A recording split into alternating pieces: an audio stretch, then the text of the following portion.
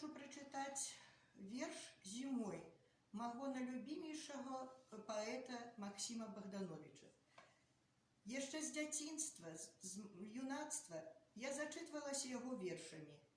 І ўжо пражыўшы немалое жыццё, я нават цяпер яшчэ помню радкі яго вершаў.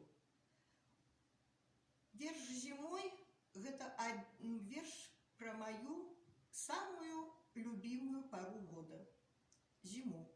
Здаров морозный звонкий вечер, здаров скрипучий мягкий снег, метель не вее, стихну ветер, и волен легких санок бег.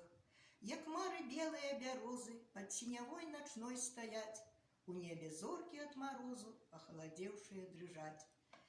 Льготный месяц стуль на поле прозрыстый светлый столб спустил, и рызой срэбнаю раздолье снегов синеючих покрыл. Взрывайце ж их санями кони, звени веселых бомов медь.